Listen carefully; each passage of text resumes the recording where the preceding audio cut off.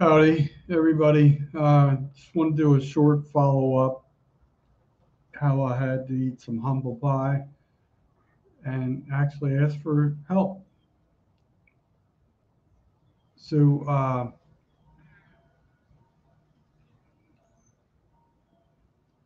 one of my main concerns is my vehicle situation right now. So it's like the operation of the vehicle.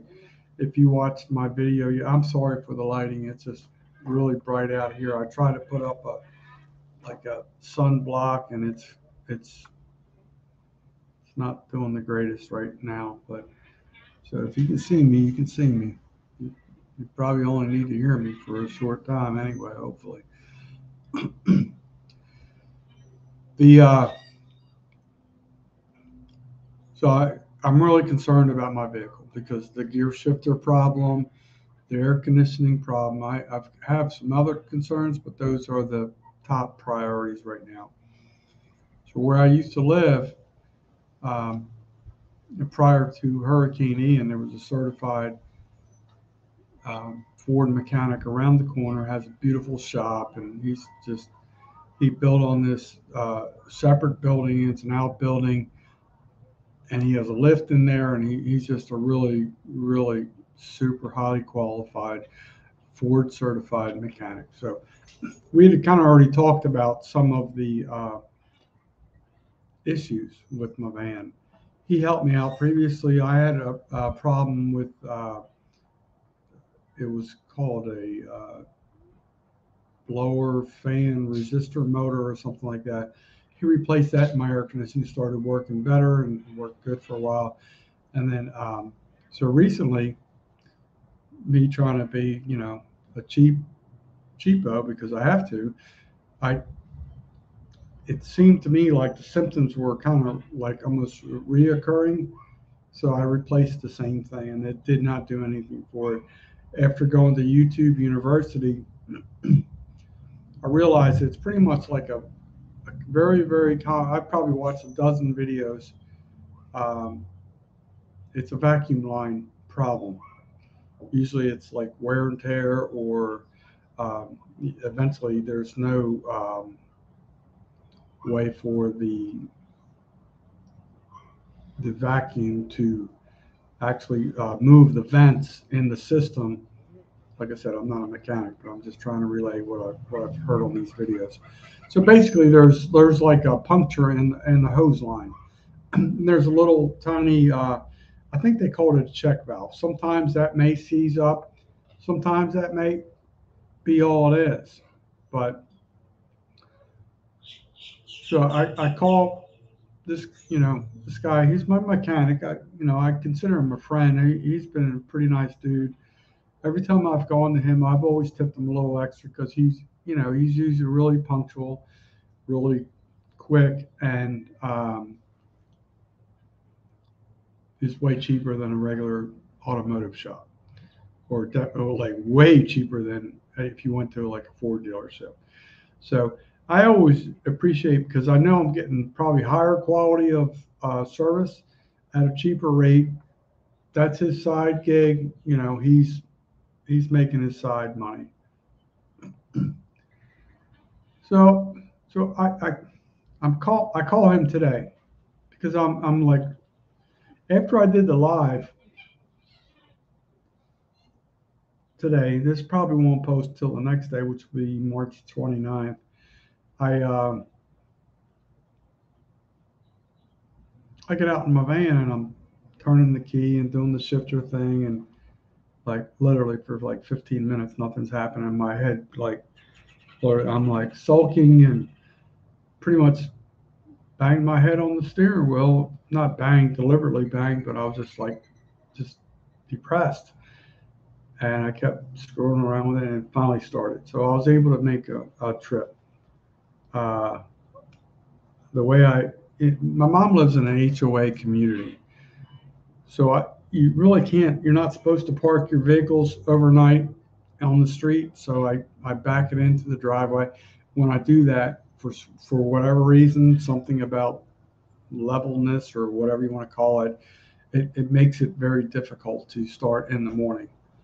usually once I've been up and operating and going around places, and if I park in a level parking lot, usually it seems to perform a little bit better, and it gets back on its groove. So I call Eric, right, the mechanic, and this really hurt me. This really hurt me. So as you saw in the previous video, I've been crying a lot, right? And like the worst thing a grown ass man can do is ask for help. So I call Eric, and we've already had these conversations previously, so it's not like a new revelation. I just never had that amount of money to devote to that, especially since Hurricane Ian.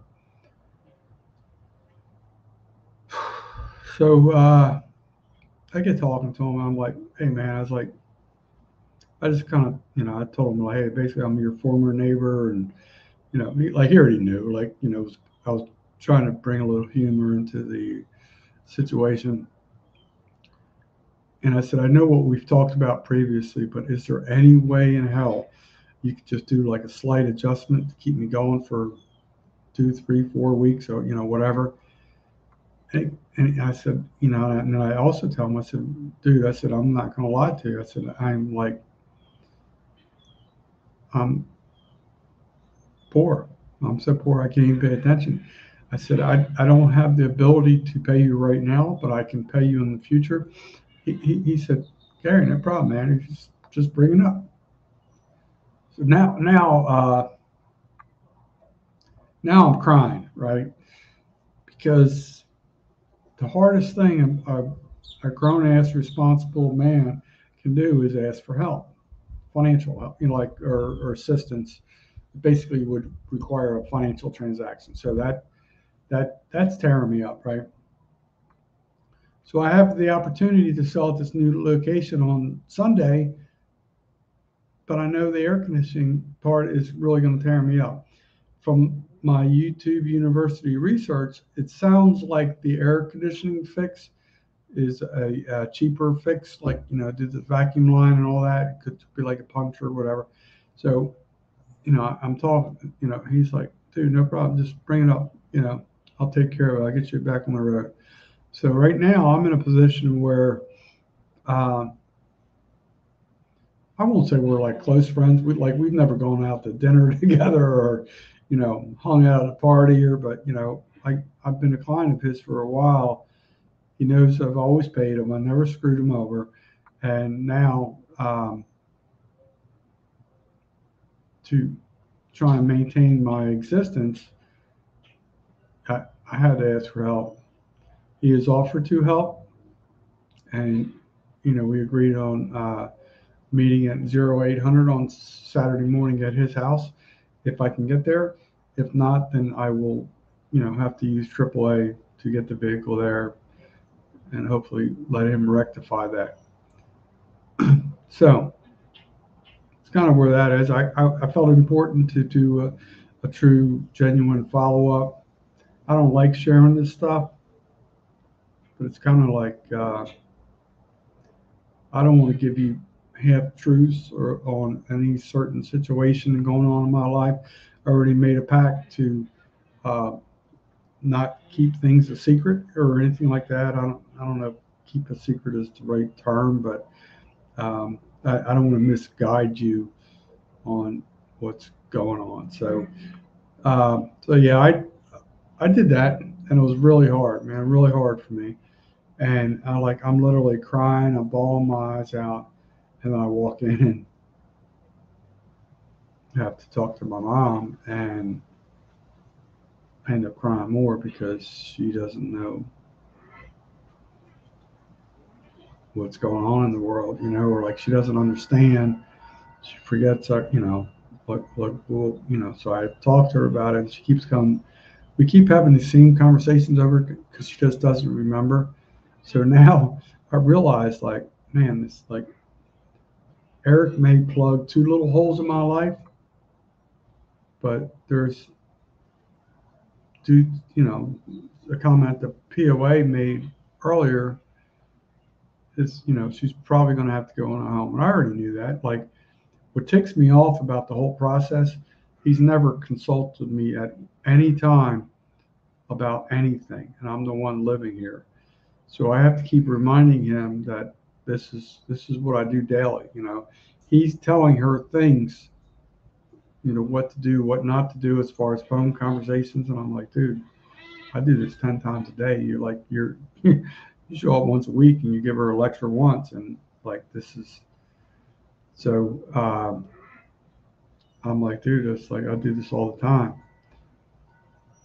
and so like I said before, you know, before the house goes up for sale, before she goes into a home, which is probably not that far out, to be honest with you. Pretty much everything needs to be vacated from the premises. If anybody's ever need or had to sell a home previously, you pretty much have to do like a sprucing up of the property, so to speak. So there's going to need to be some painting done. There's going to be, basically all my crap when I lost my residence needs to go somewhere. I need to go somewhere. I have nowhere to go. So I keep thinking like, man, what am I holding on for? Like we all know the outcome. There's another thing that I failed to mention yesterday during the live, which kind of hit me as a big time nerve, was when the power of attorney was, we were right here. He was sitting in the other chair over there, and we were having a discussion, which I hate doing that because he always tries to make me look like an idiot and tries to make himself look smarter. Finally, like this really pissed me off. I'm not going to sugarcoat it. It really pissed me off. This dude, I didn't talk to him for 40 years because I didn't like how he conducted his self-presence around individuals and just his general demeanor. So he gets up. He's going through the sliding door here, turns around to me and says, like, whenever he calls me bro, man, that's one way to set me off on like a rocket to the moon, because that, for him calling me bro, I'm like, no, we're not bros.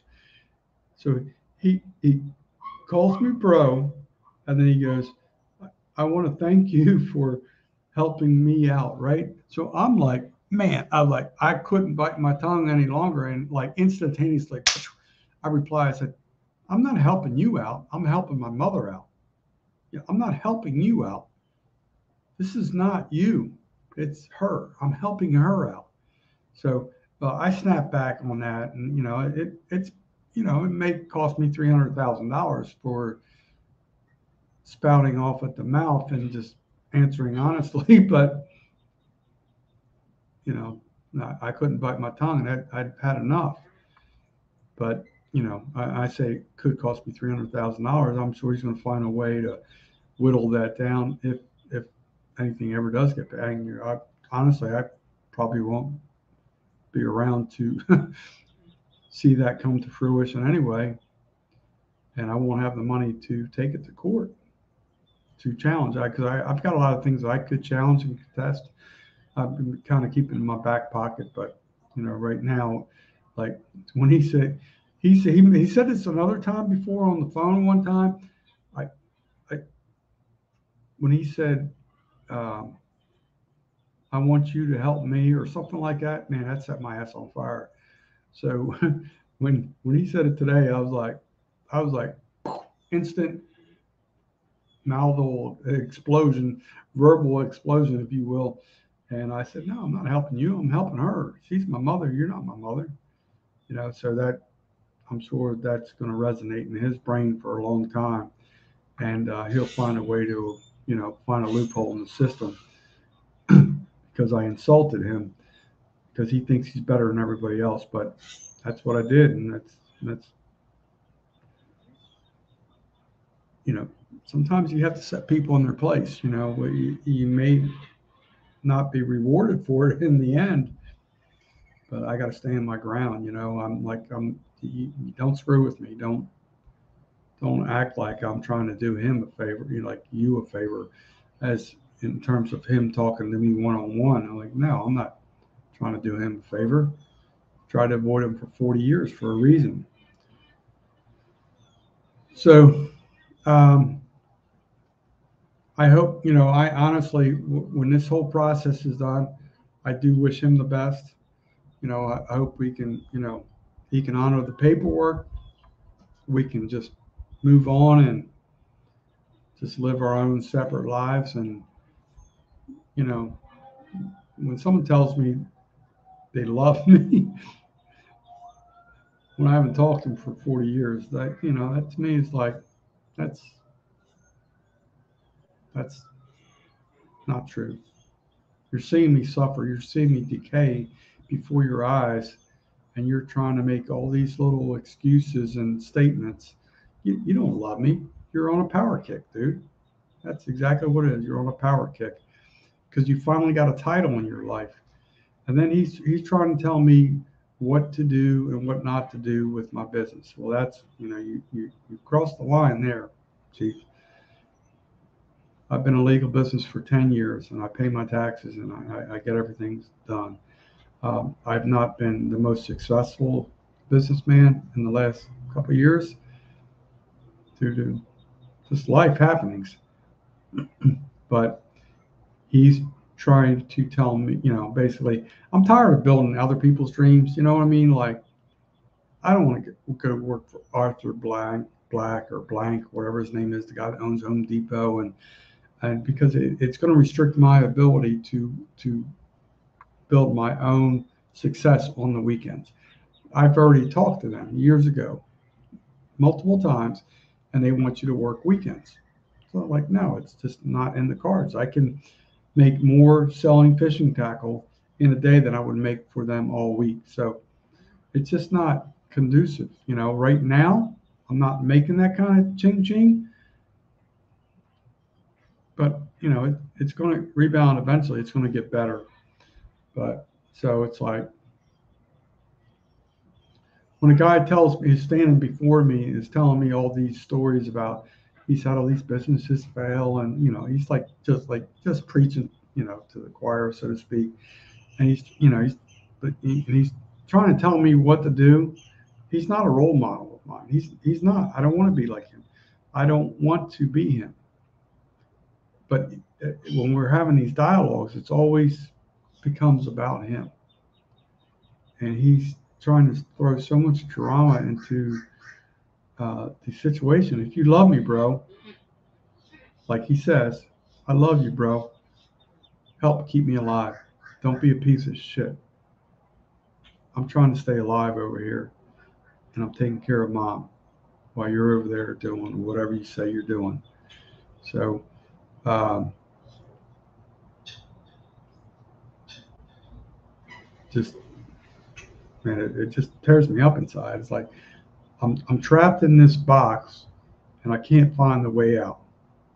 You know, I don't like what he's suggesting. Basically, he's telling me to get rid of the tax, but like, don't do that.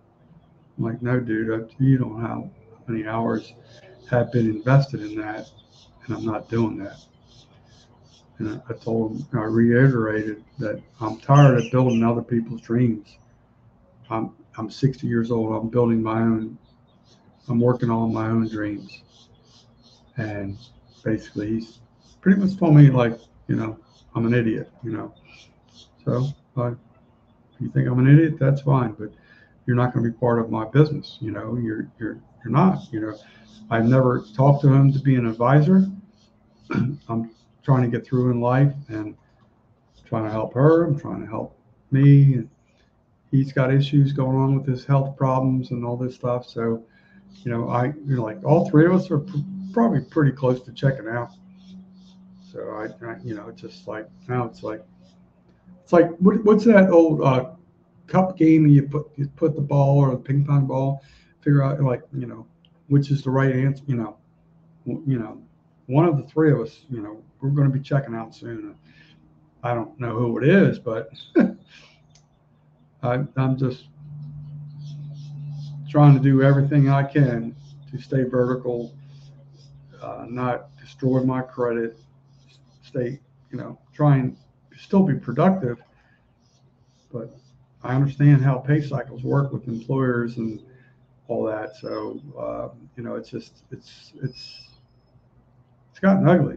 It's gotten ugly. And uh, to work so hard for so many years to improve my credit, to know it's like literally in 36, 48 hours or whatever the hell it is, it's gonna go down real quick. So there's other repercussions to that, and but I just want to do a little short follow up about the mechanic basically, and a little bit of the conversation I missed earlier. Um, like I said, I'm gonna post this tomorrow morning, probably 0800 or something like that. But um, I just wanted to do a follow up. I love talking to my YouTube friends, and just nobody ever expects to ever go through a hard time in their life. It's great when you have a larger family nucleus. That is a normal functioning family. That's great. You always have support in some fashion, or if you have an extended family, like we don't have that. We're dysfunctional. That's what we are. It's who we are, and it's a lot of fake love. I'm gonna call that. I'm gonna call it fake love. So it's it's sad. I mean, there's All right, folks. I'm gonna tap out. Just wanted to pop in, kind of give you an update, like how I had to humble myself and like cry and beg for assistance with the mechanic. Sounds like he's willing to help me if I can get the vehicle there. Will it start 3 days in a row until 4 days in a row until Saturday? I have no idea. But like I said, if I have to call AAA to get it there, and he seems like he's a man that's going to honor his word, then we're going to try and get this done. And then my tackle inventory is so depleted right now. Even when I do go to sell on this new location on Sunday, I feel like I'm not going to make a very good impression um, due to inventory levels. So everything's like a financial decision. So, but I do appreciate the opportunity to go to a new location that I've been like thinking about. So it'll be kind of nice to meet new friends in that, different friends or different clientele in that region. So I'm hoping that can be beneficial to some degree.